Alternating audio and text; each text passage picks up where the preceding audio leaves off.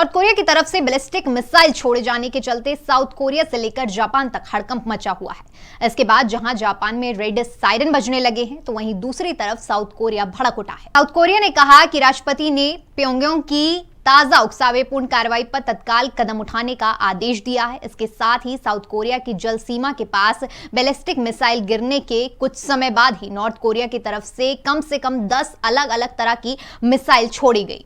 Seoul military ने पहली बार इसकी पुष्टि की। नॉर्थ कोरिया के मिसाइल लॉन्च ने पूर्वी एशिया में जंग के खतरे को और गहरा कर दिया है। देश की राजधानी में बढ़ते प्रदूषण से हालात गंभीर हो गए हैं। राष्ट्रीय राजधानी क्षेत्र में पराली जलने के कारण वायु प्रदूषण में वृद्धि के साथ सांस से संबंधित बीमारियों में तेजी देखी जा रही है। डॉक्टरों का कहना है कि अस्थमा और ब्रोंकाइटिस से पीड़ित बच्चे और बुजुर्ग बड़ी संख्या में अस्पतालों में आ रहे हैं और कुछ मामलों में जटिलताओं के कारण भर्ती भी हो रहे हैं। दिल्ली के एक निजी अस्पताल के डॉक्टर ने कहा कि प्रदूषित हवा के चलते सबसे अधिक खतरा बच्चों को है। सांस की बीमारी से पीड़ित मरीजों की संख्या में 25% की बढ़ोतरी हुई है। इसका सीधा मतलब है कि ओपीडी में कफ या ब्रोंकाइटिस की दिक्कत लेकर आने वाला हर चौथा और पांचवा मरीज सांस की बीमारी से पीड़ित है। बिहार में 2 विधानसभा सीटों गोपालगंज और मोकामा में उपचुनाव होने जा रहा है। इस उपचुनाव के लिए प्रचार थम गया है।